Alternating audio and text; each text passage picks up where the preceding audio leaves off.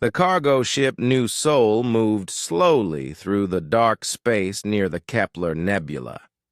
Its hull was old and painted with scratches from many years of travel. The ship looked like any other merchant vessel that carried goods between planets. Nothing about it seemed special or dangerous. Captain Taemin sat in his chair on the bridge, reading through shipping papers on his tablet. He was a man in his 40s with graying hair and tired eyes.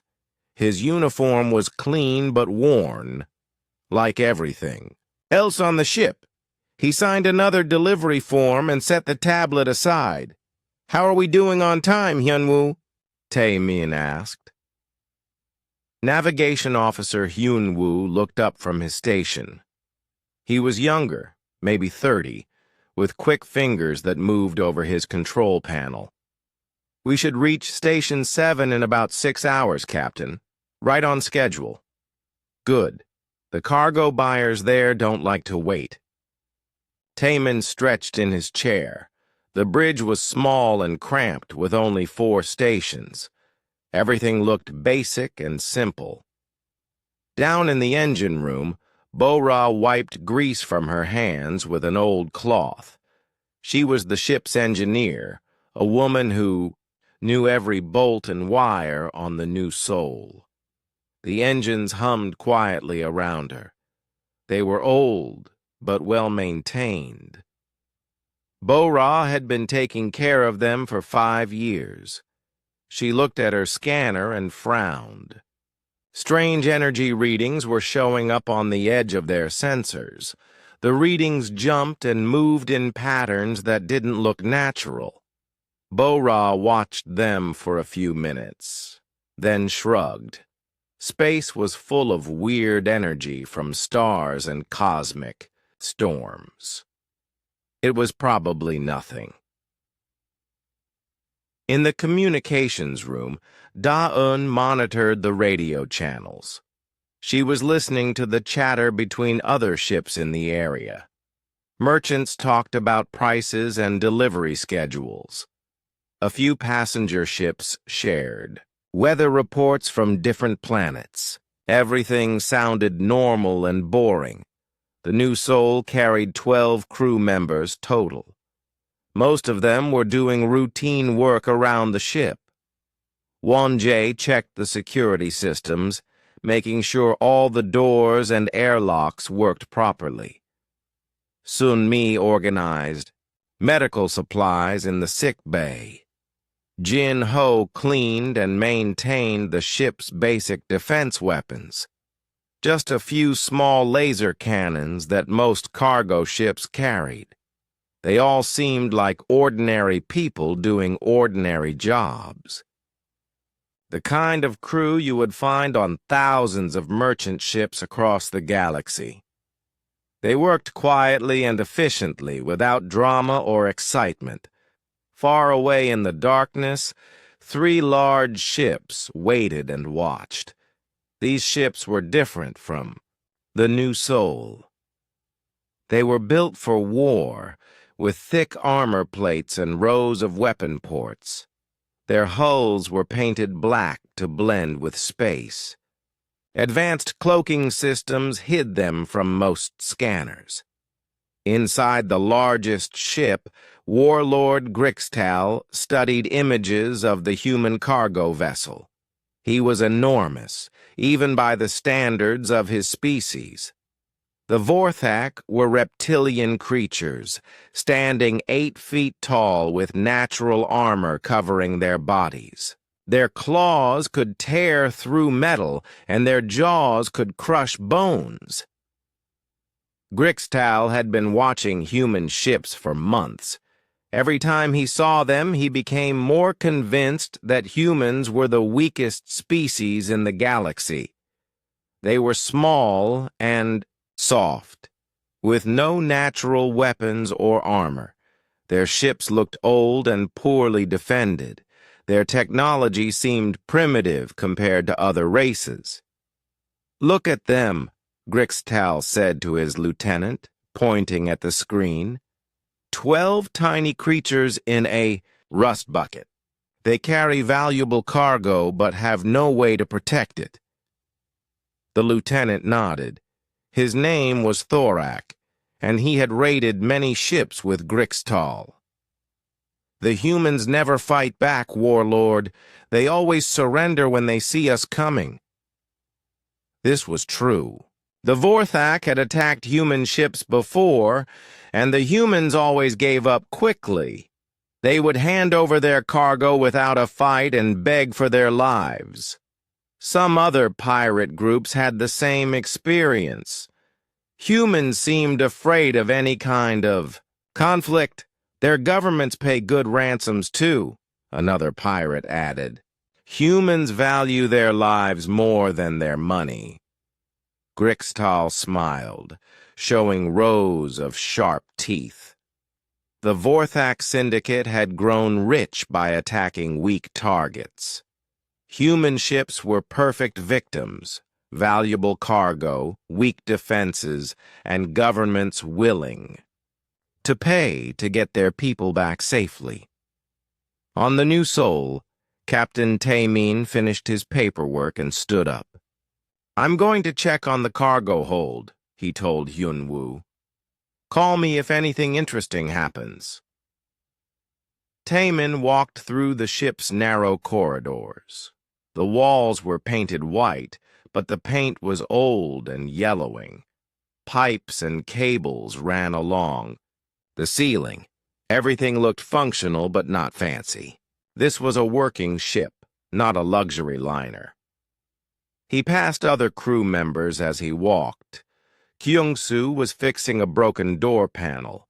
Mira was carrying a box of spare parts. Dong-hyun was preparing food in the small kitchen. They all nodded politely as their captain passed by. The cargo hold was large and filled with metal containers. Each container held different goods: electronics from Earth, rare minerals from the outer colonies, artwork from the cultural worlds. The cargo was worth millions of credits, enough to make any pirate interested. Taemin walked between the containers, checking the seals and security locks. Everything looked normal. The containers were properly secured and climate-controlled. The buyers at Station 7 would be happy with their deliveries. As he worked, Taemin thought about his crew. They had been together for 3 years now, and they worked well as a team. Each person knew their job and did it without complaints. They were professionals who took pride in their work. What the pirates watching from the darkness didn't know was that appearances could be deceiving. The crew of the New Sol had backgrounds that their simple job titles didn't reveal. Taemin himself had spent 15 years in the human military before becoming a merchant captain. Bo-Ra had been a combat engineer on warships. Won-jae was former Special Forces. But they kept these histories to themselves. In their current roles, they were just peaceful merchants trying to make an honest living. The galaxy saw them as weak and harmless, and they had no reason to correct that impression. Back on the Vorthak ship, Grixtal made his decision. "Signal the other ships. We move in 10 minutes. His crew began preparing for the attack. Weapons were charged and boarding pods were loaded with warriors. The Vorthak expected this to be easy work. Surround the human ship, demand surrender, take the cargo, and maybe capture a few humans for ransom. They had done this dozens of times before. Human merchants never caused problems. They were too scared and too weak to fight back. This would be just another routine raid. The 3 Vorthak ships began moving toward the New Sol. Their cloaking systems kept them hidden as they closed the distance. Soon they would be in position to spring their trap. On the bridge of the New Soul, Da-un noticed something odd on her communications board. "Captain, I'm getting some strange interference on the long-range channels. Probably just cosmic background noise," Hyunwoo said. "This area has a lot of electromagnetic activity." Taemin returned to the bridge and settled into his chair. "Any other ships in the area?" "Just the usual traffic," Da-un replied. "Nothing close to us." The crew continued their normal routines, unaware that predators were closing in on them. To any observer, they looked like exactly what they appeared to be: ordinary people doing ordinary jobs on an ordinary cargo ship. The trap was almost ready to spring. In a few minutes, the New Soul would find itself surrounded by enemy warships. The pirates expected quick surrender and easy profit. They had no idea what they were really about to face. The first sign of trouble came when the stars began to disappear. Hyunwoo was the first to notice it. He looked up from his navigation screen and stared out the main window. "Captain, something is blocking the starlight to our port side." Tae-min moved to the window and looked out. The space around them looked normal, but Hyunwoo was right. A section of stars had vanished, as if something invisible was floating in front of them. "Scanner sweep," Taemin ordered. "Full spectrum." Daeyoon's fingers moved quickly over her controls. "Running scan now, Captain." The results came back in seconds, and they were not good news. 3 massive ships were decloaking around the New Soul. They appeared like ghosts, becoming solid, their dark hulls emerging from nothing. The ships were huge, at least 3 times the size of the human cargo vessel. Their hulls were covered in thick armor plates and weapon ports. Rows of plasma cannons lined their sides like teeth in a giant mouth. These were warships built for one purpose: to destroy other ships. "Vorthak pirates," Won-jae said quietly, from his security station. He had been watching the scanner readings over Da-un's shoulder. 3 heavy cruisers, fully armed. The bridge fell silent. Everyone knew about the Vorthak Syndicate. They were the most feared pirates in this part of the galaxy.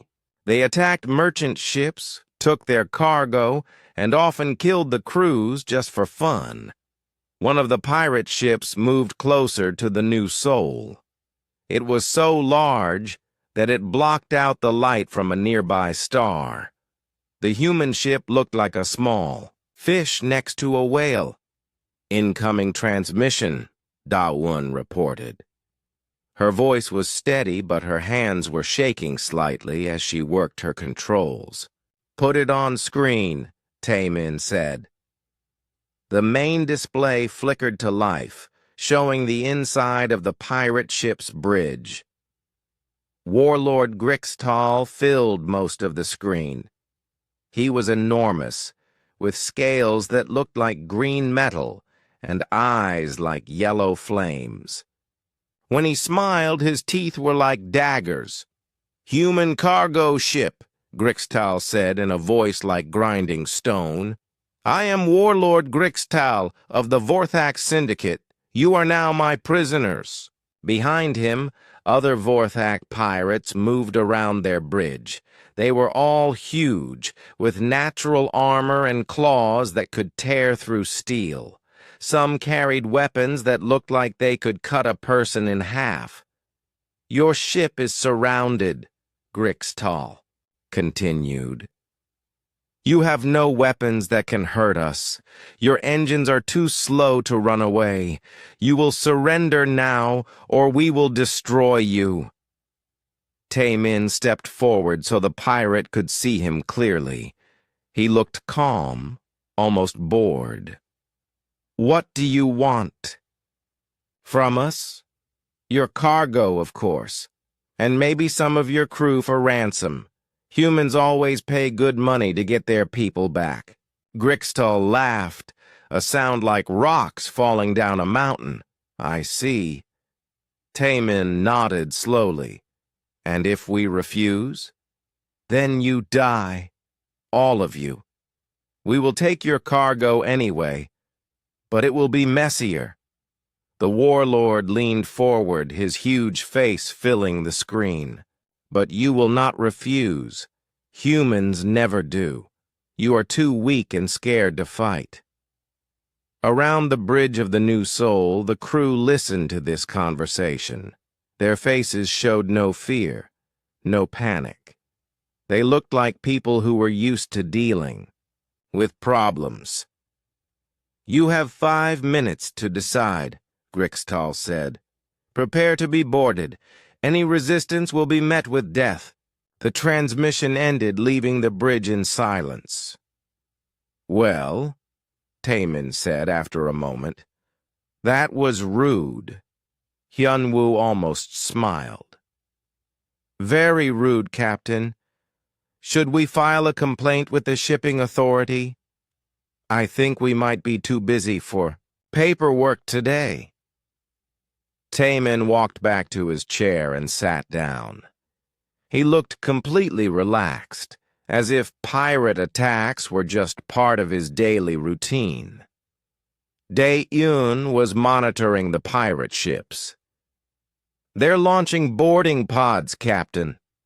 Looks like they're not waiting for our answer." Through the windows, they could see small ships separating from the larger vessels. The boarding pods were heavily armored and moved fast. Each one probably carried 8 or 10 Vorthak warriors. "How many pods?" Tae-min asked. 6 total. "Probably. 40 to 50 pirates coming aboard." Wonjae checked his security screens. "They'll try to dock at airlocks 2, 4, and 7. Standard pirate boarding pattern." Tae-min nodded. "Any other observations?" "Their ships are staying at medium range," Hyun-woo reported. "Close enough to shoot us if we try to run, but far. Enough away to avoid damage if we self-destruct." "Smart tactics," Tae-min admitted. "They've done this before." The crew continued to work at their stations. No one seemed afraid. If anything, they looked more alert, more focused, like people who were getting ready for something important.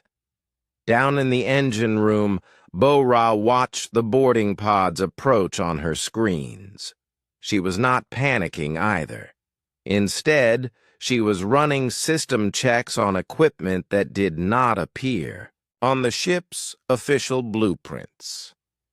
In the medical bay, Sunmi was preparing supplies, but she was not getting ready to treat injured crew members. She was organizing things that had very different uses. The first boarding pod slammed into airlock, 2 with a loud bang that echoed through the ship. The Vorthak warriors inside began cutting through the outer door with plasma torches. The process would take about 3 minutes. "Contact in 3 minutes," Wonjae announced. "All stations report ready." "Very good," Tae-min said. He touched a small button on his chair arm. "All hands. This is the captain. We have uninvited guests coming aboard. Please prepare for visitors." His voice was calm and polite, as if he was announcing that dinner was ready. The crew members around the ship heard the message and nodded. They knew exactly what to do. Kyung-soo was near airlock 2 when the pirates started cutting. He stood in the corridor, waiting patiently.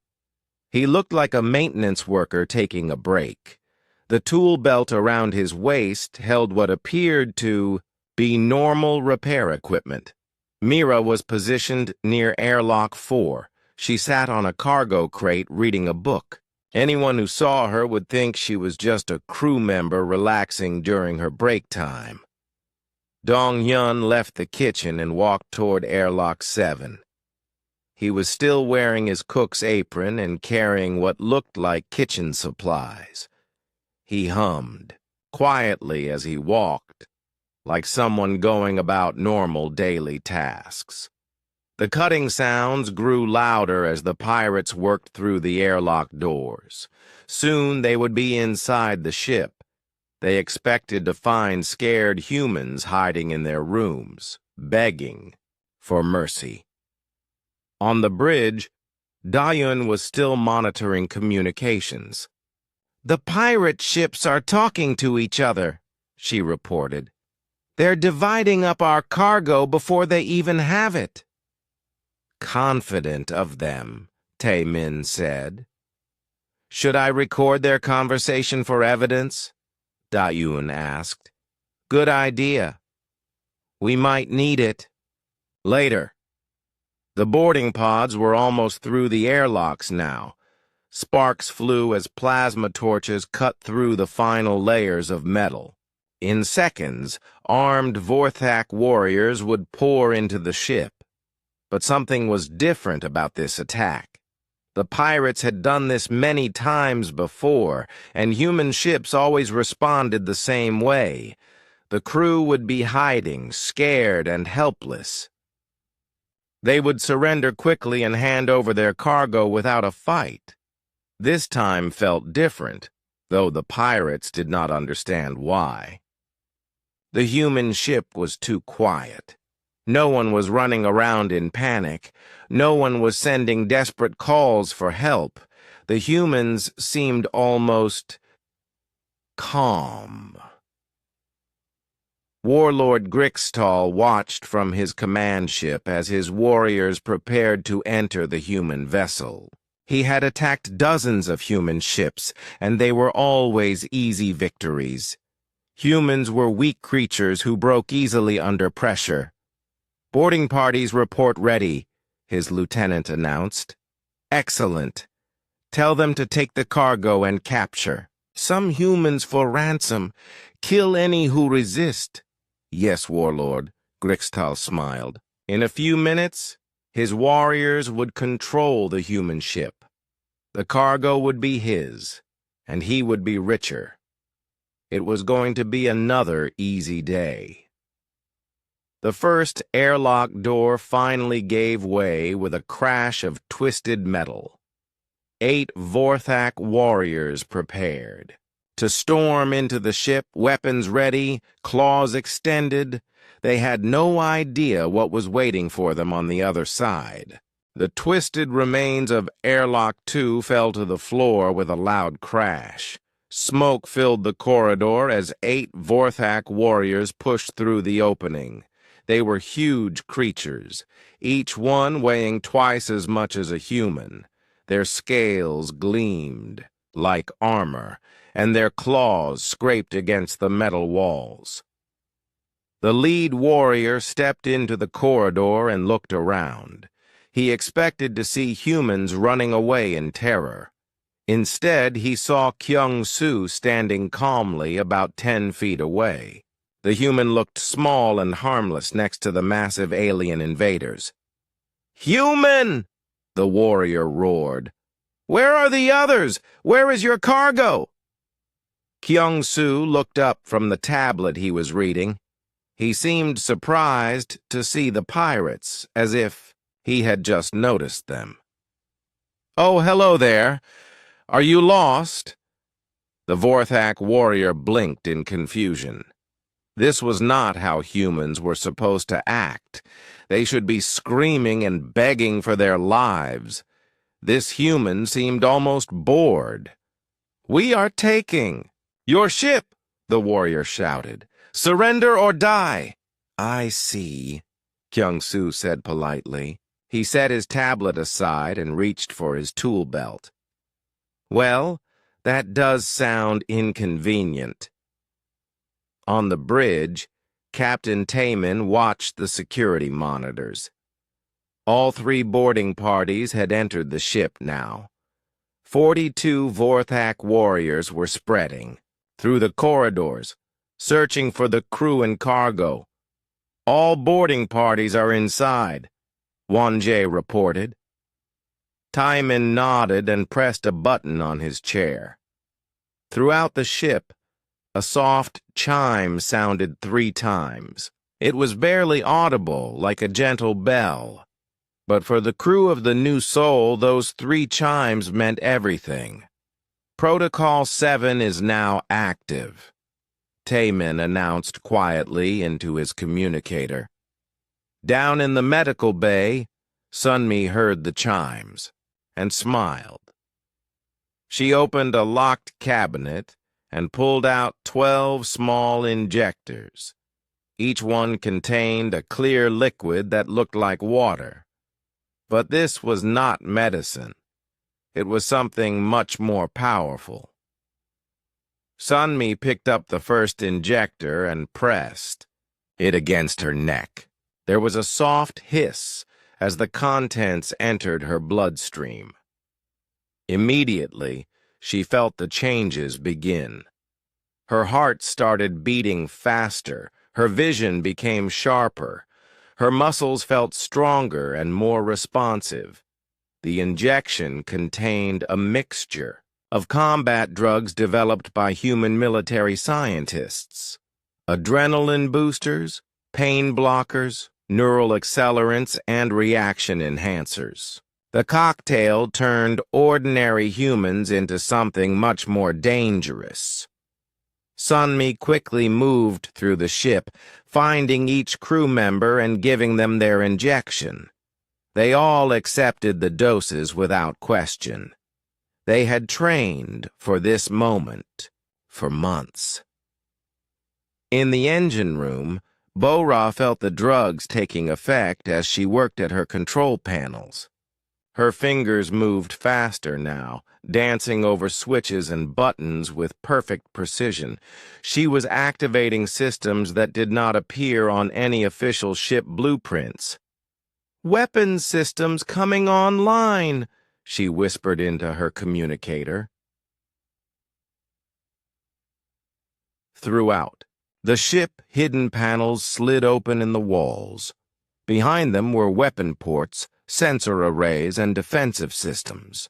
The New Soul began transforming from a simple cargo ship into something much more deadly. The navigation deflector at the front of the ship reconfigured itself. What looked like a simple sensor dish was actually a powerful directed energy weapon.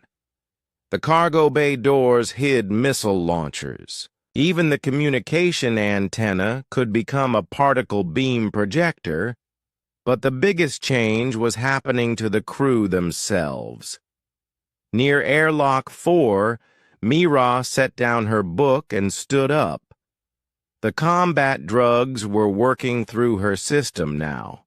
She felt incredibly alert and focused.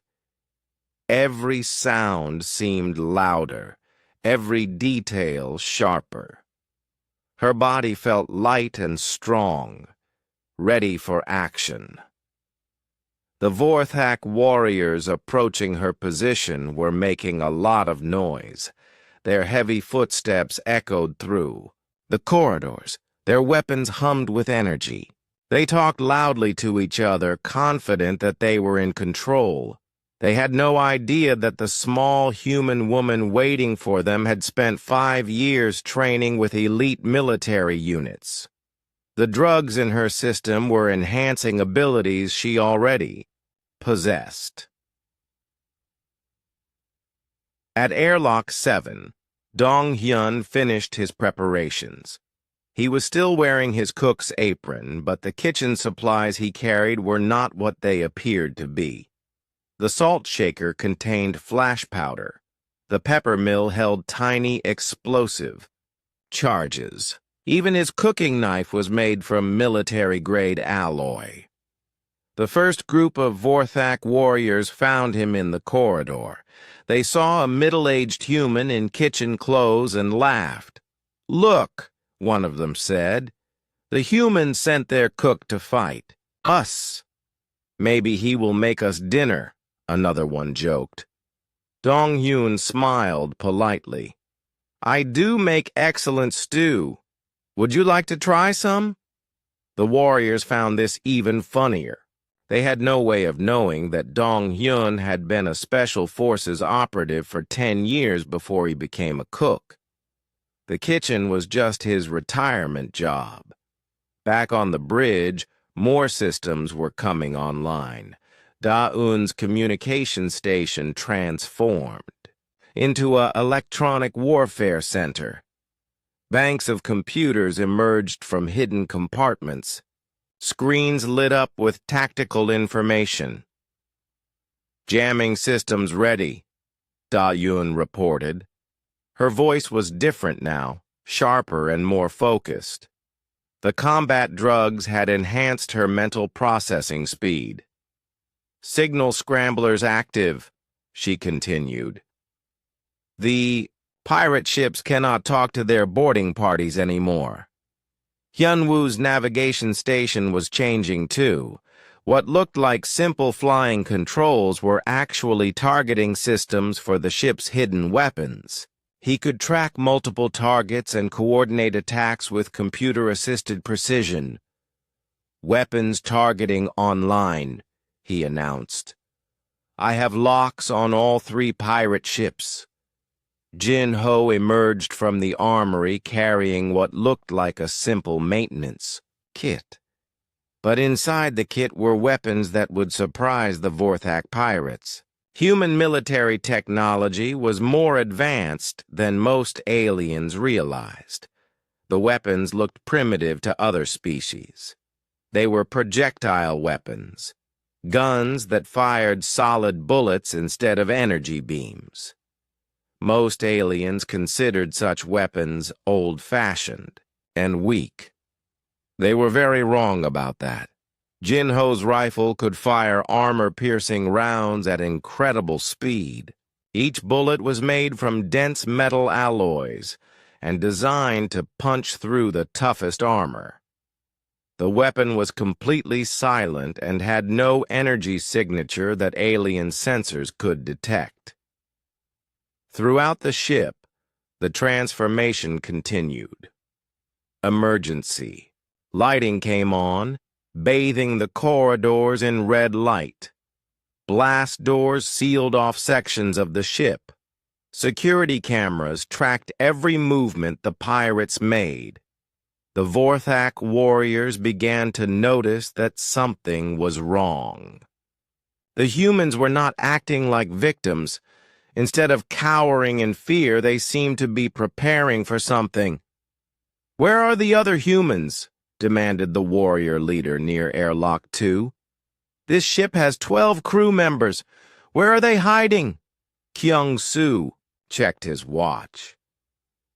"Oh, they should be along shortly. We like to be punctual."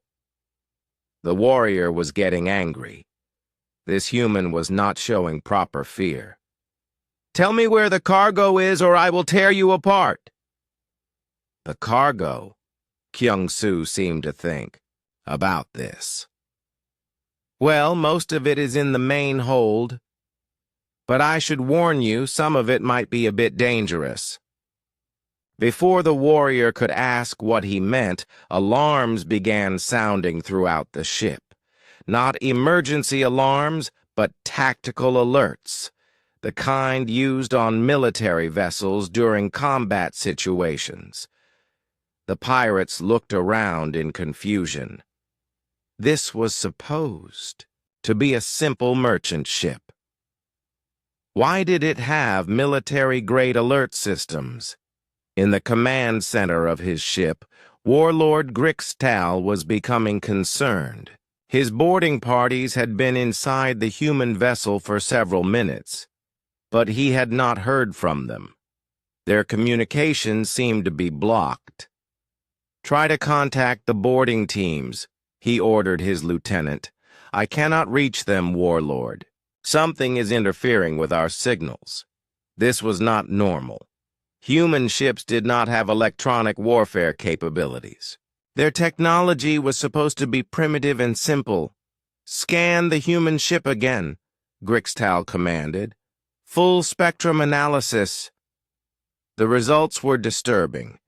The ship that had looked like a simple cargo vessel was now showing energy readings that matched a military cruiser. Weapon systems were powering up. Defensive screens were activating. This is impossible, the warlord muttered. Intelligence reports said human ships were helpless. On the new Sol, Captain Taman stood up from his chair. The combat drugs had enhanced his reflexes and thinking speed. He felt alert and ready for action. All stations report ready, he announced. Weapons online. Electronic warfare active. Tactical systems nominal. Medical standing by. Taemin nodded with satisfaction. His crew was ready. The ship was ready. Now it was time to show the Vorthak pirates what humans were really capable of. Begin Phase 2, he ordered quietly. Throughout the ship, the crew began to move. The Vorthak warriors had walked into what they thought was a trap for humans. Instead, they had become the trapped ones. The hunt was about to begin. The first Vorthak warrior to die never saw it coming. He was walking down a corridor near Airlock 4, looking for humans to capture. His claws clicked against the metal floor as he moved. Behind him, 7 more warriors followed in formation. They were confident and relaxed. After all, what could 12 weak humans do against 42 Vorthak fighters? The warrior turned a corner and saw Mira sitting on a cargo crate. She looked up from her book and smiled at him. She was small, maybe 5.5 feet tall, with dark hair tied back in a simple ponytail. She wore ordinary work clothes and looked completely harmless. "Hello?" she said politely. "Are you looking for something?" The warrior laughed. "Yes, little human. I am looking for your cargo, and maybe I will keep you for myself." He stepped closer, his claws extended. "You are pretty for a human." Mira closed her book and set it aside carefully. "That's very kind of you to say, but I'm afraid I'm going to be busy for the next few minutes." The warrior was confused. This human should be terrified. Instead, she seemed calm, almost bored. "Busy doing what?" "Killing you and your friends," Mira said matter-of-factly. Before the warrior could react, Mira moved. The combat drugs in her system had enhanced her speed and reflexes to superhuman levels. To the Vorthak, she seemed to simply vanish from where she was sitting. She reappeared beside the warrior, moving so fast that he couldn't track her motion. Her hand struck his throat with surgical precision, hitting a nerve cluster that paralyzed his vocal cords instantly. He couldn't even scream. Mira's other hand pulled a thin blade from her belt. The knife was made from materials that could cut through Vorthak armor like paper. She drove it between the scales at the base of the warrior's neck, severing his spinal cord. The massive alien dropped to the floor, dead before he hit the ground. The other 7 warriors stared in shock.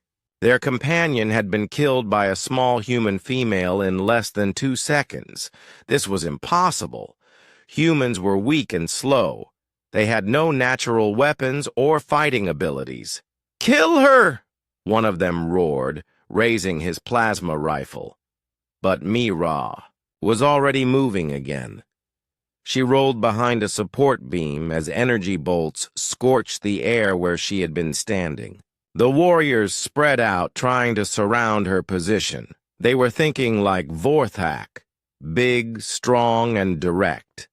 Mira was thinking like a human who had been trained by the best military instructors in known space. She didn't fight like a Vorthak. She fought like an apex predator. The second warrior died when he tried to flank her position. Mira appeared behind him like a ghost, her blade finding the gap in his armor at the base of his skull. He fell without making a sound. The remaining 6 warriors began to panic. They were facing something they had never encountered before. A human who fought like their nightmares. Meanwhile, near Airlock 7, Dong Hyun was having his own conversation with a group of Vorthak boarders. "Please," the lead warrior was saying. "Tell us where the cargo is stored. We do not want to hurt you." Dong Hyun smiled and adjusted his cook's apron. "That's very considerate of you. Most pirates aren't so polite." "We are not like other pirates," the warrior said proudly. "We are professional soldiers." "I can see that," Dong Hyun nodded. "Very impressive armor you have there. Looks like it could stop most weapons." "It can stop anything humans have," the warrior boasted.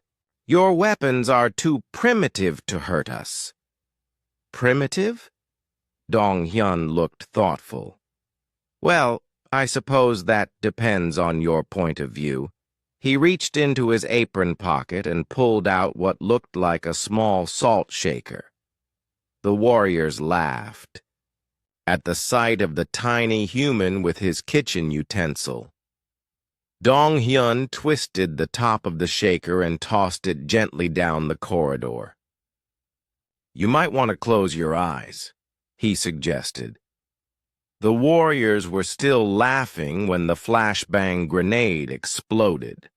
The blast was designed specifically to overwhelm Vorthak's senses.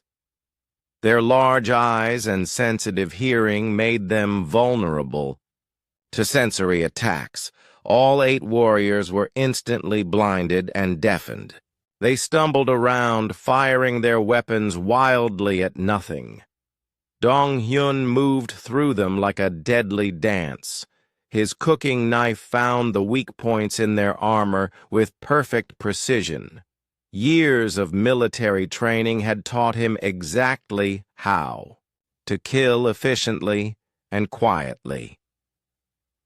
In less than 30 seconds, all 8 Vorthak warriors were dead. Back at Airlock 2, Kyung-soo was still talking calmly to the group of pirates who had cornered him. "This is your last chance, human," the lead warrior growled. "Tell us where the cargo is, or we will start cutting pieces off you." "Oh dear," Kyung-soo said. "That does sound unpleasant, but I'm afraid I have to ask you to leave." "Leave?" The warrior laughed. "We are not going anywhere. This is our ship now." "Actually," Kyung-soo said, checking his watch again, "this is still our ship, and visiting hours are over." He pressed a button on his tool belt. Throughout the corridor, hidden, panels opened in the walls. Behind them were automated defense turrets that had been disguised as maintenance equipment. The turrets opened fire with weapons that made no sound. They shot projectiles so small and fast that they were invisible to the naked eye. But each projectile was made from super-dense materials and moved at incredible speed. The Vorthak armor that could stop energy weapons was useless against these kinetic projectiles. The tiny bullets punched through their scales like they were made of paper. All 8 warriors fell in seconds, their bodies riddled with holes too small to see, but too numerous to survive. Kyung-soo walked over to examine the bodies. "I did warn you," he said sadly, "but you really should have listened." On the bridge of the New Seoul, Captain Tae-min watched the security monitors with satisfaction. 3 groups of boarders had been eliminated in less than 5 minutes. His crew was performing exactly as trained. "Boarding parties neutralized," 1J reported. "No human casualties." "Excellent work," Taemin said. "What about the remaining pirates?" Da-un checked her screens. 18 warriors still aboard, spread through sections 4 and 5. They're trying to reach the cargo hold. "Let them," Taemin decided. "Jin-ho is waiting for them there." In the main cargo hold, Jin-ho crouched behind a stack of containers. He could hear the Vorthak warriors approaching. They were moving more carefully now, having lost contact with their other teams.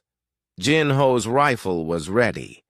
The weapon looked primitive compared to Vorthak plasma guns, but appearances were deceiving. Human military technology had advanced far, beyond what most aliens realized. The rifle fired smart bullets, projectiles that could change direction in flight and seek their targets. Each bullet was guided by microcomputers and could punch through any known armor. The first Vorthak warrior entered the cargo hold cautiously. He saw the stacks of containers and smiled. Finally, they had found the valuable cargo. "Spread out," he ordered his team. "Search every container. Kill any humans you find." Jin-ho took careful aim and squeezed the trigger. His rifle made no sound, but the lead warrior's head exploded like a ripe fruit. The smart bullet had found its target with perfect accuracy.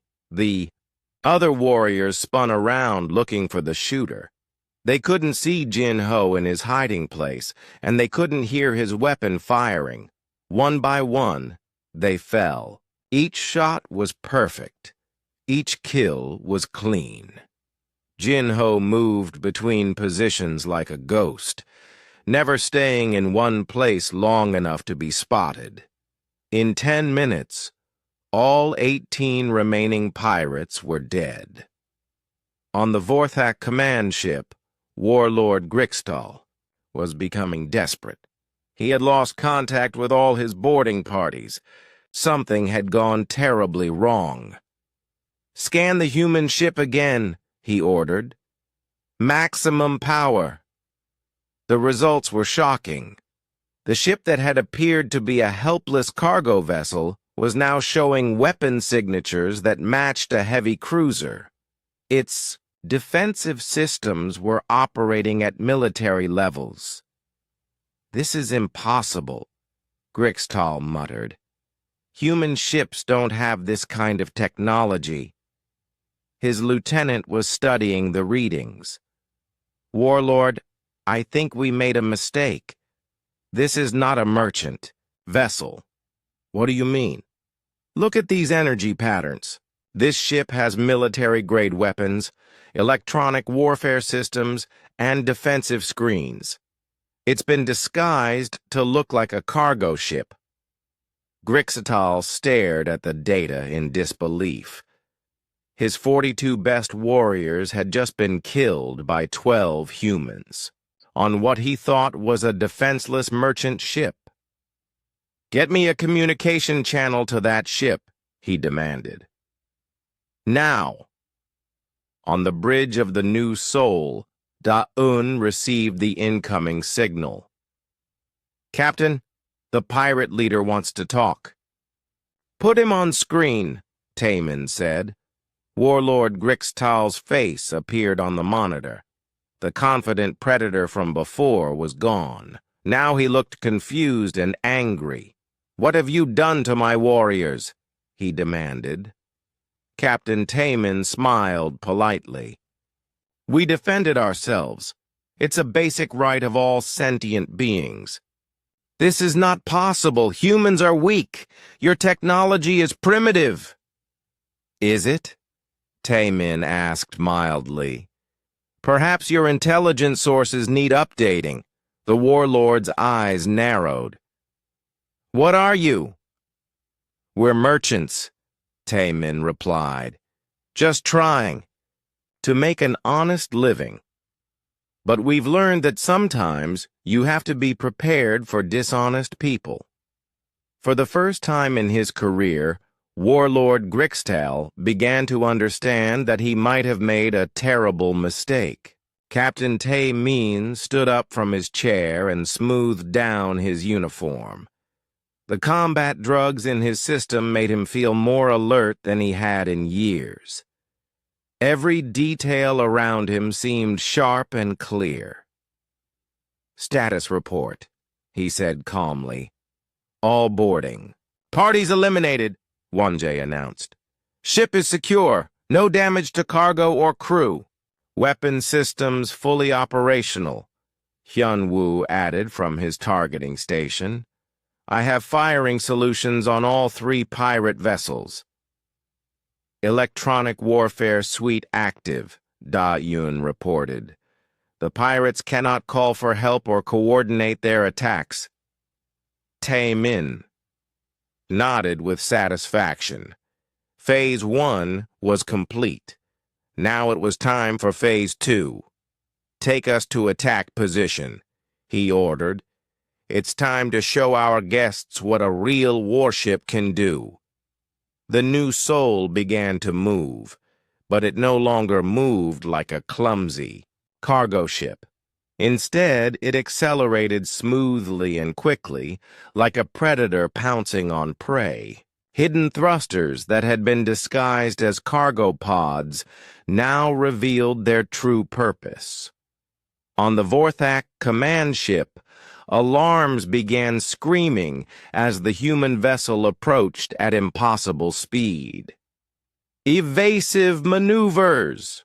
Warlord Grixtal shouted. "All weapons!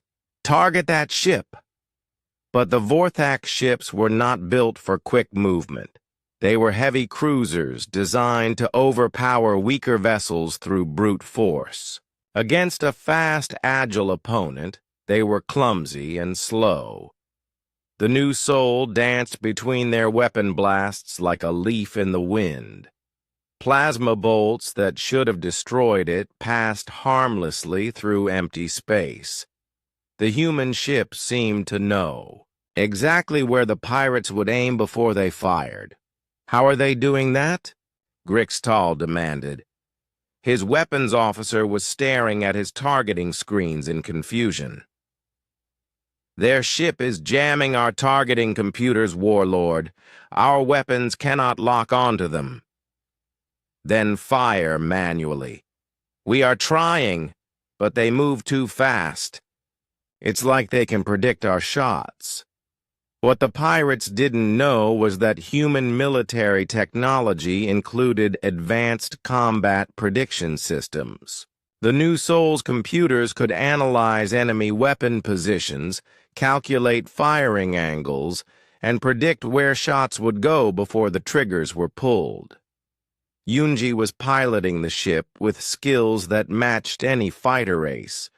Her hands moved over the controls with perfect precision, guided by computer assistance and enhanced reflexes. She had trained for this moment for 3 years. "Bringing us into weapons range," she announced, targeting the lead vessel. The new Soul suddenly stopped its evasive dancing and turned directly toward the largest pirate ship. For a moment, it looked like the human vessel was going to ram the enemy. Then the real weapons revealed themselves. What had appeared to be a simple navigation deflector at the front of the ship suddenly blazed with energy. A beam of focused particles lanced out and struck the Vorthak vessel's main shield generator. The pirate ship's protective screens collapsed instantly. The beam had been precisely calibrated to overload their specific shield frequency. It was like using a key to unlock a door. "Impossible!" Grixtal roared. "How did they know our shield frequency?" The answer was simple, though the warlord would never learn it. Human intelligence services had been studying Vorthak technology for months. Every pirate attack on human ships had been carefully observed and analyzed. The humans knew exactly how Vorthak shields worked and how to defeat them. With the shields down, the new Sol revealed more of its hidden weapons. Missile launchers opened along its hull, but these were not ordinary missiles. They were smart, weapons that could think for themselves and adapt to enemy defenses. 12 missiles launched simultaneously. They spread out in different directions, making themselves harder to shoot down. Then they curved back toward the pirate ship from multiple angles. The Vorthak tried to destroy the incoming missiles with their defensive guns. They managed to hit 3 of them. The other 9 struck their target with devastating effect. The explosions tore through the pirate ship's armor like paper. Internal systems failed as the smart missiles found and destroyed critical components. The massive vessel began to list to one side as its engines died. Hull breaches on decks 4 through 7, the Vorthak damage control officer reported. Main engines offline, weapon systems failing. Grixtal could not believe what was happening. One small human ship had just crippled his flagship in less than 2 minutes. "Signal the other ships," he ordered. "Concentrate all fire on the humans. Destroy them." But the other 2 pirate vessels were having their own problems. Jae-sung had been quietly working at his station throughout the battle. His official job was communications, but his real specialty was electronic warfare. He had been attacking the pirate ship's computer systems since the fight began. "I'm inside their navigation systems," he reported to Captain Taemin, "uploading some surprises." On the second pirate ship, the bridge crew watched in horror as their instruments began showing false readings. Their targeting computers thought the human ship was in 12 different places at once. Their navigation system insisted they were flying into a star. Even their life support monitors claimed the ship was full of poisonous gas. "Our computers are going crazy," the ship's captain reported to Grixtal. "Nothing is working properly." The third pirate ship tried to retreat, but found that its engines would only run at half power. Unknown to the crew, Jae-sung had infected their control systems with a virus. That was slowly shutting down all non-essential systems. The new Sol turned its attention to the second pirate vessel. This time, it used different weapons.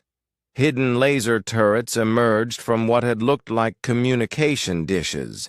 The beams were invisible but incredibly powerful.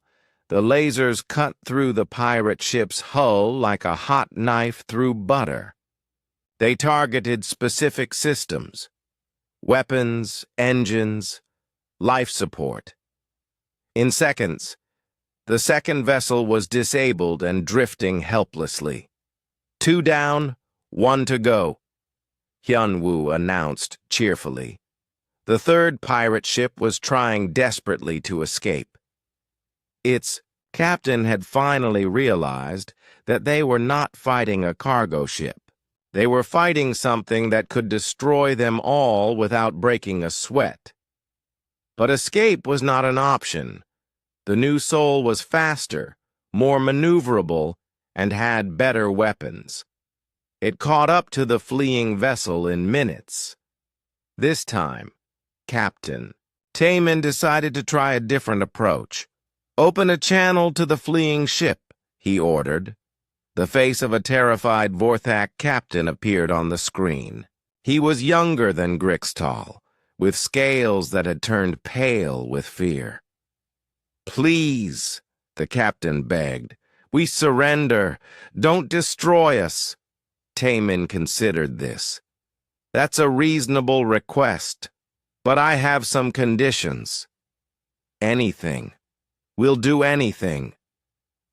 "First, you will transmit a full confession of your pirate activities to the Galactic Authority. Include details of all your attacks and the location of your main base." The captain nodded frantically. Yes, we can do that." "Second, you will provide a complete list of all Vorthak Syndicate members and their locations." But they'll kill me if I do that." Tamin's expression didn't change. "That's your choice. You can face your fellow pirates later, or you can face my weapons right now." The captain looked at his tactical display, which showed the human ship's weapons locked onto his vessel. He could see that his shields were already failing under some kind of electronic attack. "We'll transmit the information," he said quietly. "Excellent. And third, you will spread word throughout the criminal community that human ships are now under the protection of the Human Defense Force. Any future attacks will be met with lethal force." "The Human Defense Force?" the captain asked. "I thought humans didn't have a military." Tamin smiled. It was not a friendly expression. "We've always had a military, Captain. We just prefer to keep it quiet. Peace is better for business." As the pirate captain began transmitting the requested information, Daun was busy with her own tasks. She was sending coded messages to other human ships throughout the galaxy. The messages were simple but important. The secret was out, and it was time to drop the pretense. Within hours, similar scenes would play out across dozens of star systems. Human merchant vessels would reveal their true nature as warships.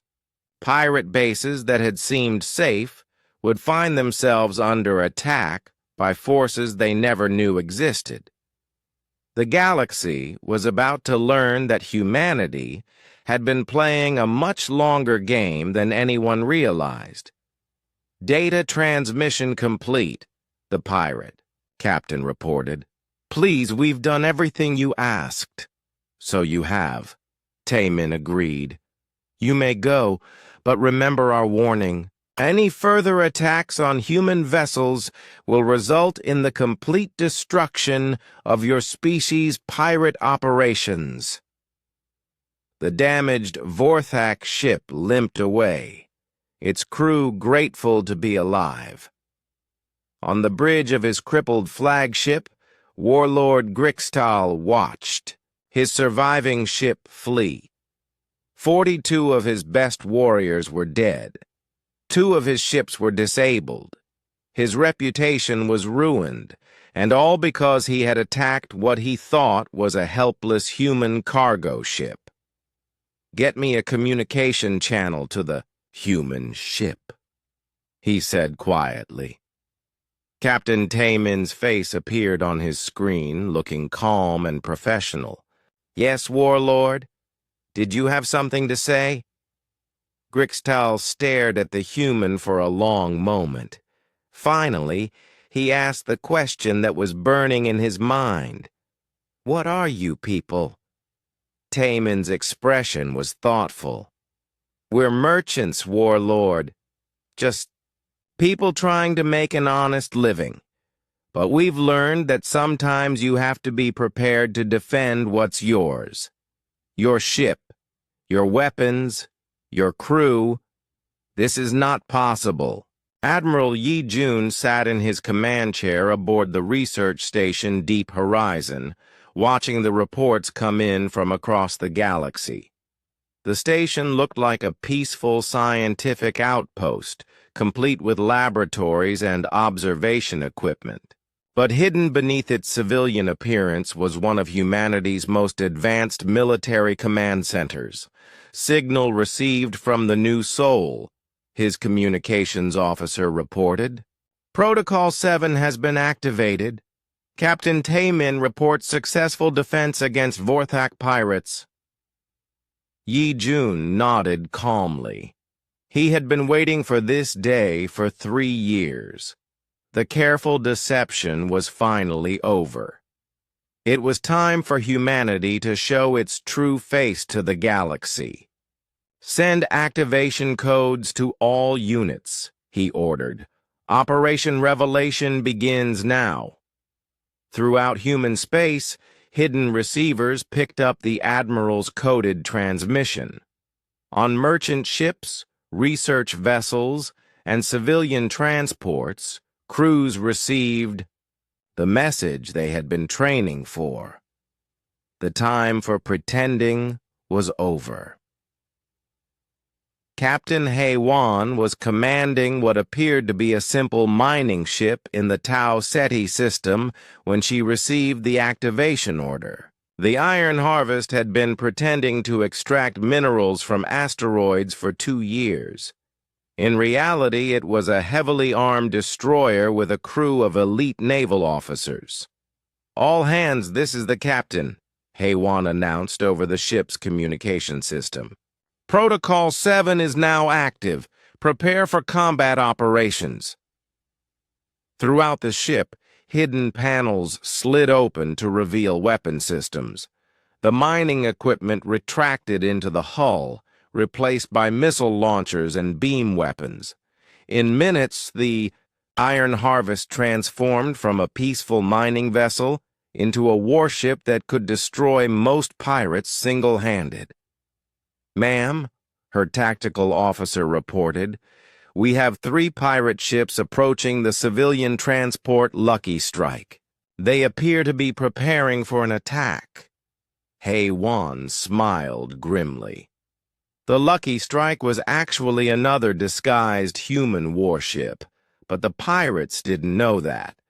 They were about to get a very unpleasant surprise. "Set course for the pirates," she ordered. "Let's give them a proper welcome." In the Kepler system, Commander So Young received the activation signal while her ship was docked at a supposedly neutral trading station. The Gentle Breeze had been posing as a passenger liner for 18 months. The pirates who used this station as a safe haven had grown comfortable with the harmless human ship that came and went regularly. They had no idea that So Young and her crew had been mapping every pirate ship, cataloging every weapon, and identifying every criminal leader who used the station. "Target list confirmed," her intelligence officer announced. 17 pirate vessels currently docked. All major Vorthak syndicate leaders are present for their monthly meeting. "Perfect timing," So Young said. "Signal the other ships in the area. It's time to close this nest of criminals permanently." Across the galaxy, similar scenes played out as humanity's hidden fleet revealed itself. What the galactic community had thought were scattered civilian ships were actually a coordinated military network. Every human vessel had been carefully positioned to maximum effect. The Vorthak Syndicate had built their criminal empire by preying on what they saw as weak species. They had bases hidden in asteroid fields, secret shipyards in dead systems, and safe havens on corrupt worlds. For years they had operated without fear of retaliation. That was about to change. Intelligence Chief Minho had spent 3 years preparing for this moment. His network of agents had infiltrated pirate organizations throughout the sector. Every base, every ship, every leader had been identified and cataloged. Now it was time to use that information. "Strike teams report ready," he announced to Admiral Yi Jun.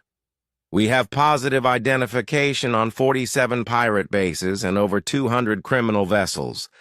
Execute simultaneous strikes," the Admiral ordered. "I want every major pirate operation in this sector eliminated within the next 6 hours." The attacks began all at once, coordinated across dozens of star systems. Human ships that had been dismissed as harmless traders suddenly revealed advanced weapons and began hunting down pirates like wolves among sheep. In the Rigel system, the Vorthak pirate base known as the Forge had operated for over a decade. Hidden inside a hollowed-out asteroid, it served as a repair facility and safe haven for criminal ships. The base commander, a scarred veteran named Krextor, thought his location was completely secret. He was wrong. 3 human ships approached the asteroid: a cargo vessel, a passenger transport, and a scientific survey ship. To Krextor, they looked like easy targets. He was already planning which crews to ransom and which cargo to steal. "Sir," his sensor operator reported, "the human ships are changing course. They're heading directly for us." "Impossible," Krextor growled. "Our base is hidden. They cannot. Nowhere here."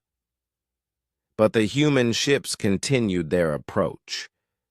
When they were within weapons range, they suddenly transformed. Hidden armor plates slid into position. Weapon turrets emerged from concealed compartments. Scanner invisible stealth. "Coatings activated. Multiple missile launches detected." The sensor operator screamed. Krextor watched in horror as dozens of smart missiles streaked toward his base. The weapons were too small and fast for his defensive guns to track. They struck the asteroid with devastating precision, targeting the base's power generators, weapon systems, and docking bays. In minutes, the Forge was a burning ruin. Krextor and his crew barely escaped in a damaged shuttle, their criminal empire destroyed by ships they had thought were helpless prey. Similar attacks were happening throughout pirate space. The Vorthak had built their syndicate by being stronger and more ruthless than their victims. But humanity had been preparing for war while pretending to be peaceful merchants. On the trading station where Commander So Young was docked, alarms began screaming as the human ship revealed its true nature. The gentle breeze deployed hidden weapon systems and began targeting the pirate vessels in the docking bays.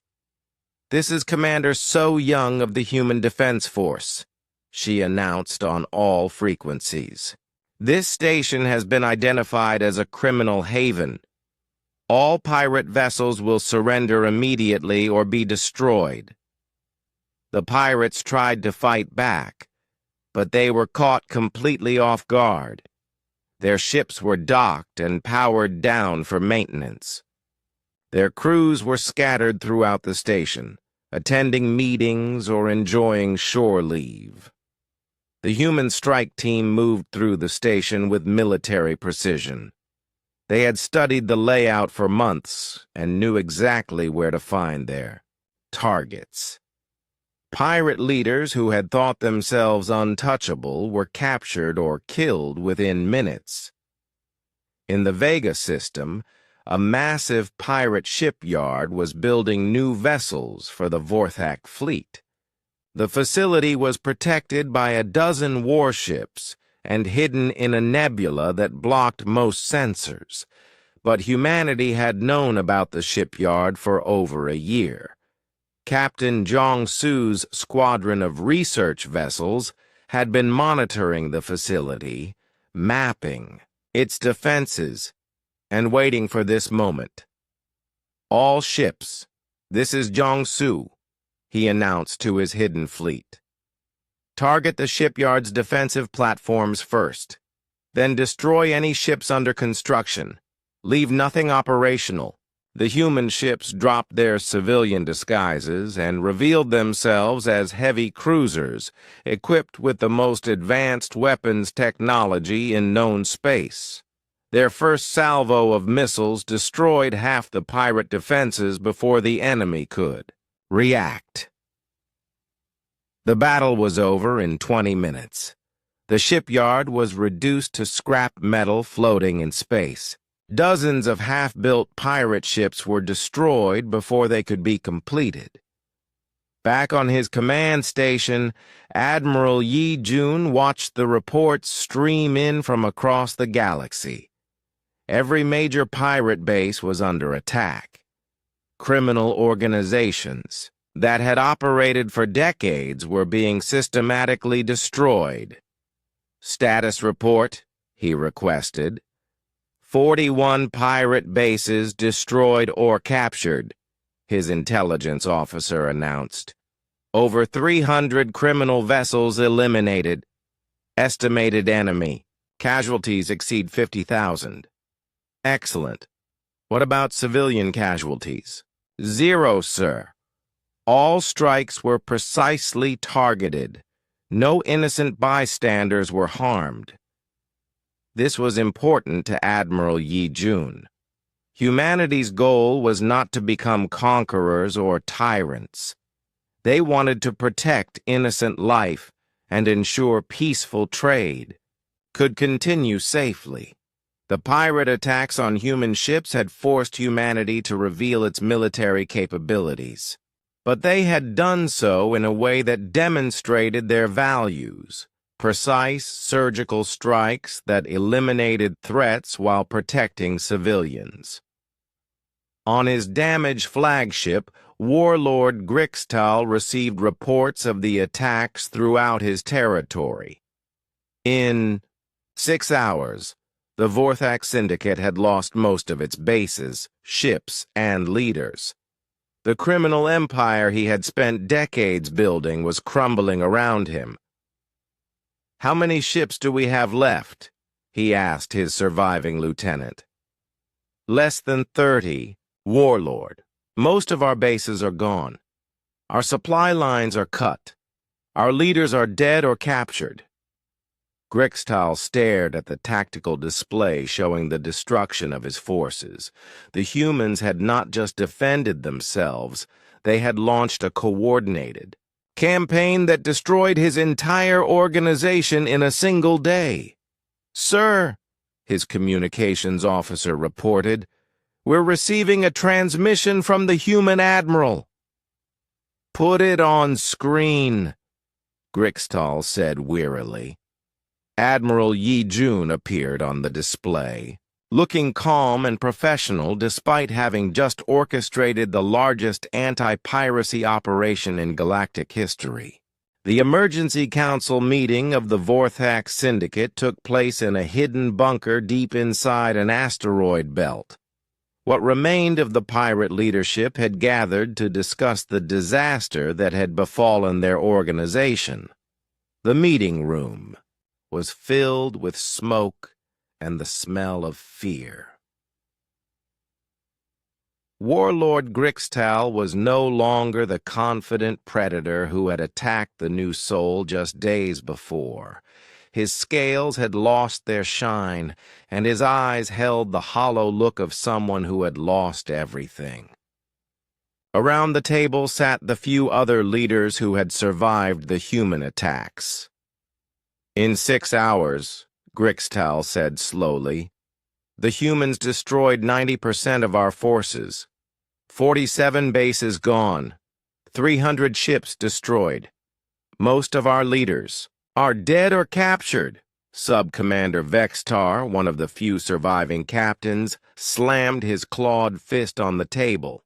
"This is impossible. The humans were supposed to be weak. Our intelligence said they had no military." "Our intelligence was wrong," Grixtal replied bitterly. "Very wrong." Fleet Captain Zornath, an old warrior with scars covering half his face, shook his head in disbelief. "I've been fighting for 30 years. I've never seen coordination like this. They hit us everywhere at once." "It was like they knew exactly where all our hidden bases were." "They did know," Grixtal said. "They've been watching us for years. Every time we attacked one of their ships, they were studying us, learning our tactics, mapping our routes, identifying our bases." The room fell silent as the surviving pirates realized the full scope of their mistake. They had thought they were hunting easy prey. Instead, they had been walking into a carefully prepared trap. "What do we do now?" asked Captain Morgek, the youngest leader present. "We still have some ships left. Maybe we can rebuild." Grixtal laughed, but there was no humor in the sound. "Rebuild? With what? Our shipyards are destroyed, our supply bases are gone, our best warriors are dead." "Then, we run," Vextar suggested. "We take what ships we have left and flee to the outer rim. Find new territory to raid." "And then what?" Grixtal asked. "The humans have shown they can track us anywhere. They found bases that were hidden for decades. Do you think they'll just let us escape to start over somewhere else?" As if to answer his question, alarms began screaming throughout the bunker. Emergency lights flashed red as automated systems detected incoming threats. "Multiple contacts approaching," the base commander announced over the communication system. "Human ships, moving fast." Through the bunker's observation windows, the pirate leaders could see 3 vessels approaching their asteroid hiding place. The ships looked like ordinary human cargo vessels, but now everyone knew better than to trust appearances. "How did they find us?" Morgek whispered. Grixtal stood, up slowly, his massive frame casting long shadows in the emergency lighting. "They've been tracking us since the beginning. Every communication we sent, every ship movement we made. We led them right to our last hiding place." The human ships took positions around the asteroid. They made no aggressive moves, but their message was clear. The bunker was surrounded and there was no escape. A communication request came through on the emergency channel. Grixtal activated the screen, and the face of a human woman appeared. She was young, maybe 30 years old, with short black hair and calm professional eyes. "I am Commander So Young of the Human Defense Force," she announced. "This facility has been identified as a criminal stronghold. You have 10 minutes to surrender unconditionally." Vextar jumped up from his chair. "We still have defensive weapons. We can fight!" "With what?"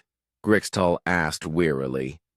6 outdated plasma cannons against 3 military vessels? Look at what they did to our fleet. Do you really think this bunker can stop them?" On the screen, Commander So Young waited patiently for their response. She showed no anger, no hatred, despite the fact that Vorthak pirates had killed thousands of innocent civilians over the years. "What are your terms?" Grixtal asked finally. "Complete surrender," So Young replied. "All weapons to be powered down. All personnel to assemble in the main chamber with hands visible. You will be transported to galactic authority stations to face trial. And if we refuse? So Young's expression didn't change. Then we will breach this facility and take you by force. The choice is yours, but the outcome will be the same either way. Grixtal looked around the table at his fellow leaders. They were the survivors of hundreds of raids, veterans of countless battles, but none of them had ever faced an enemy like this before. "We surrender," he said quietly. The human response was swift and professional. Within an hour, human Marines had entered the bunker and taken control. The remaining pirates were processed with efficient courtesy.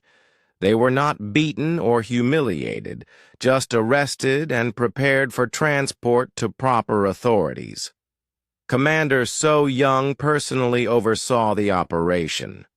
She walked through the bunker's corridors, examining the evidence of the Syndicate's crimes. Computer records, weapon stockpiles, stolen goods.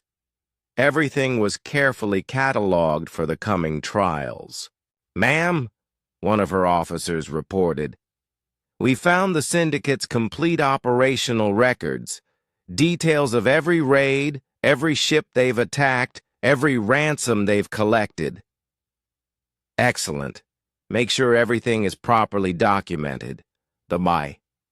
Victims' families deserve to know what happened to their loved ones.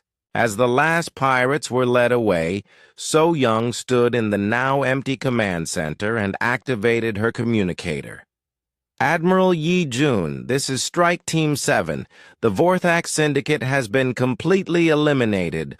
All major leaders are in custody." "Outstanding. Work, Commander," the Admiral's voice replied. "What's the status of our casualties?" "0 human casualties, sir. The operation was completed without any losses to our forces." This was perhaps the most remarkable aspect of the entire campaign. Humanity had destroyed one of the galaxy's most feared criminal organizations without losing a single person. Their tactics had been so precise, their intelligence so complete, that the pirates had been unable to mount any effective resistance. But the elimination of the Vorthak Syndicate was just the beginning. News of humanity's military capabilities spread throughout the galaxy's criminal underworld like wildfire. Pirate organizations that had considered humans easy targets suddenly found themselves reevaluating their strategies. In the Centauri system, the Blade Runner's pirate clan held an emergency meeting. Their leader, a reptilian creature called Scar-Eye, had built his reputation by attacking passenger ships and taking hostages for ransom. "The Vorthak are finished," he announced to his captains. 40 years of piracy, destroyed in one day by humans we thought were harmless. "What do we do, boss?" asked his lieutenant. Scar-Eye considered the question carefully. The Blade Runners had 6 ships and maybe 200 fighters. Compared to the Vorthak Syndicate, they were tiny. If the humans could destroy Grixtal's empire so easily, what chance did a small gang like his have? "We stay away from human ships," he decided. "Far away. There are plenty of other species to rob." Similar conversations were taking place throughout criminal organizations across the galaxy. Pirates who had built their careers on attacking the weak suddenly found that their favorite targets were actually the most dangerous prey they could choose. The Stellar Jackals, a group that specialized in hijacking cargo ships, disbanded completely after their leader watched footage of the New Souls battle. The Void Hunters, who had been planning a major raid on human colonies, quietly canceled their operations and looked for easier targets. Even the galaxy's legitimate governments were taking notice. The Altarian Trade Council, which had been considering military action against human merchants in their territory, suddenly decided that peaceful negotiations might be more appropriate. Ambassador Yu Jin of the Human Diplomatic Corps found herself suddenly very popular. Species that had ignored human trade requests for years were now eager to establish formal relationships. Everyone wanted to be friends with the people who had just demonstrated such devastating military capability. "It's remarkable," she reported to Earth's government during a secure communication. "We've received more diplomatic contact requests in the past week than in the previous 5 years combined." But not all the attention was positive. Some species saw humanity's revealed strength as a threat to the galactic balance of power. The hegemony, a confederation of militaristic worlds, began mobilizing their fleets in response to what they called the human expansion. Admiral Yi Jun monitored these developments from his command station. The elimination of the pirate threat had been just the first step. Now humanity had to navigate the complex political situation their revelation had created. "Sir," his intelligence officer reported, "we're detecting increased military activity among several major powers. The hegemony, the Star Empire, and the Confederation are all moving ships toward human space." "Expected," Yi Jun replied calmly. "Fear makes people do stupid things. Are our diplomatic channels still open?" "Yes, sir. Ambassador Yu Jin is working to arrange meetings with all concerned parties." "Good. Make sure she has full authority to negotiate. We've proven we can fight. Now we need to prove we prefer peace." The irony was not lost on the Admiral. Humanity had spent years hiding their strength to avoid exactly this kind of confrontation. But the pirate attacks had forced them to reveal their capabilities, and now they faced the challenge of convincing other ent. The Grand Assembly Hall of the Galactic Council had never been so full. Representatives from over 300 species filled the vast chamber, their voices creating a buzz of nervous conversation. At the center of the room stood a simple podium, where humanity's representative would soon address the galaxy. Ambassador Yu Jin walked calmly to the podium, her footsteps echoing in the suddenly quiet hall. She was a small woman by human standards, barely 5 feet tall, with graying hair and kind eyes. To many in the audience, she looked harmless and fragile, but everyone now knew that appearances could be deceiving when it came to humans. "Honored delegates," Yujin began, her voice clear and steady, "I stand before you today not as a conqueror, but as a representative of a people who value peace above all else." Murmurs rippled through the assembly. Some delegates leaned forward, eager to hear humanity's explanation. Others sat back with expressions of suspicion and fear. The Altarian delegate, a tall, blue-skinned humanoid, raised his hand. "Ambassador, your species has deceived the entire galaxy. You pretended to be weak while building a secret military force. How can we trust you?" Yu Jin nodded, as if she had expected this question. "You are correct that we concealed our military capabilities, but consider why we did this. For 3 years, human merchants were attacked by pirates. Our ships were robbed, our crews killed or enslaved. We asked for help from the Galactic Authority, but none came. She paused, letting her words sink in. So we chose to help ourselves. But we did so carefully with precision, targeting only those who threatened innocent lives. We could have revealed our strength by conquering worlds or demanding tribute. Instead, we used it to protect trade routes and eliminate criminals. The delegate from the hegemony, a warrior species known for their aggressive expansion, stood up. His voice was deep and threatening. Your actions have upset the balance of power. How do we know you won't use these weapons against peaceful species? Because, Yujin replied simply, we have had these weapons for years, and we have never used them except in defense. Even when we eliminated the pirate bases, we went to great lengths to avoid harming innocent civilians. She activated a holographic display that showed statistics from the anti-piracy campaign. In 6 hours of military operations across dozens of star systems, human forces eliminated over 300 criminal vessels and destroyed 47 pirate bases. Our casualties, 0. Civilian casualties, 0. We accomplished this through precise intelligence and careful targeting. The vegan representative, a peaceful species that had long been victims of piracy, spoke up.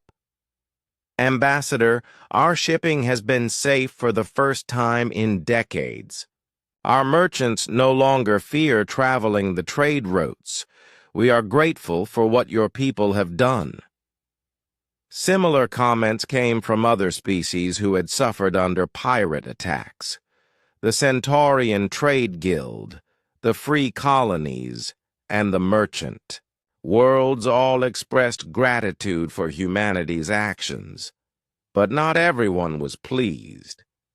The delegate from the Star Empire, a militaristic confederation, demanded answers. Your warships were disguised as civilian vessels. This violates the Treaty of Galactic Commerce. Military ships must be clearly identified. Yujin smiled slightly. Article 12 of that same treaty allows for defensive measures when proper protection is not available.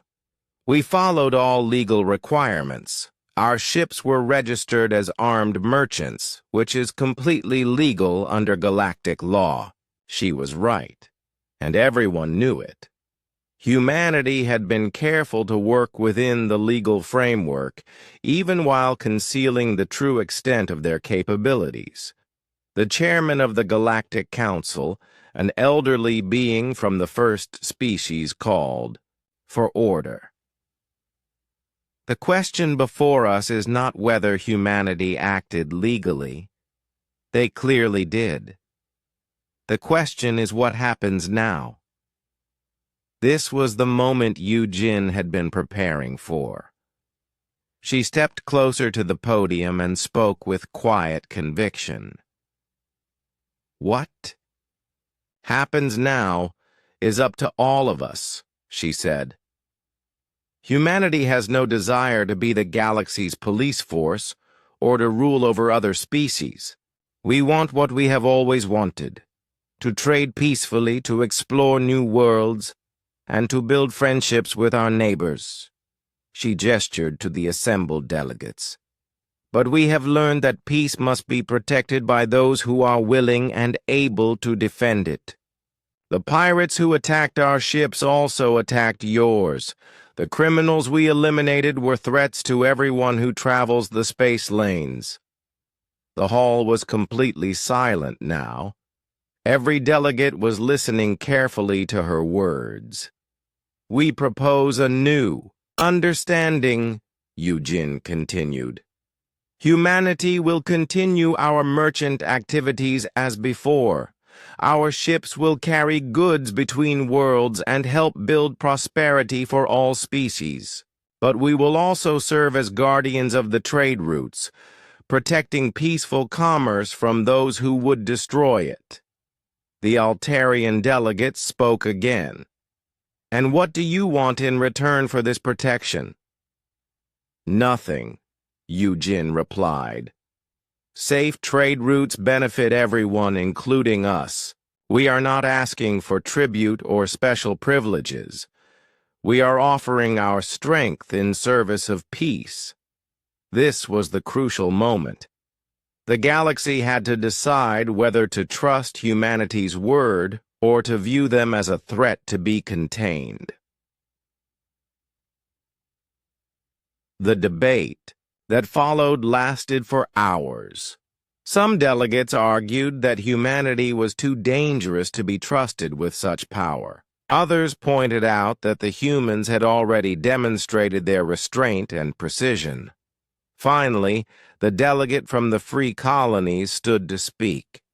She was an elderly woman whose people had suffered greatly under pirate attacks. "My friends," she said, "we are debating whether to trust a species that has already proven their trustworthiness. The humans could have used their weapons to conquer territory or demand tribute. Instead, they used them to eliminate criminals and protect innocent lives." She looked around the assembly. They revealed their strength not to threaten us, but to ensure they would never need to use it again. This is not the behavior of conquerors. It is the behavior of protectors. One by one, other delegates began to speak in support of humanity's proposal. The species that had benefited from safer trade routes were especially vocal in their support. When the final vote was taken, it was overwhelming. The Galactic Council officially recognized humanity's role as protectors of interstellar commerce. The few species that voted against the proposal did so quietly, unwilling to appear as supporters of piracy. After the session ended, Eugene found herself surrounded by delegates wanting to establish better relations with humanity. Trade agreements that had been stalled for years were suddenly being fast-tracked. Species that had never shown interest in human goods were now eager to negotiate contracts. But the most important conversation came from an unexpected source. The delegate from the Vorthak homeworld, a planet that had disavowed the pirate syndicate, approached her with a formal apology. "Ambassador," he said solemnly, "on behalf of my people, I apologize for the actions of the criminals who attacked your ships. They do not represent our species or our values." Eugene accepted the apology graciously. "The actions of criminals reflect only on themselves, not on their entire species. Humanity bears no ill will toward the Vorthak people." This simple exchange did more to establish humanity's peaceful intentions than any speech could have done. By showing forgiveness rather than seeking revenge, humans demonstrated that their strength was tempered by wisdom. 6 months later, Captain Taman stood on the bridge of the New Sol as it approached Station 7 with another cargo delivery. The ship looked exactly as it had before the pirate attack, a simple merchant vessel carrying goods between worlds. But everything had changed. "Captain," Dayun reported, "we're receiving greetings from the station commander. He says the docking bay is ready and asks if we need any special assistance."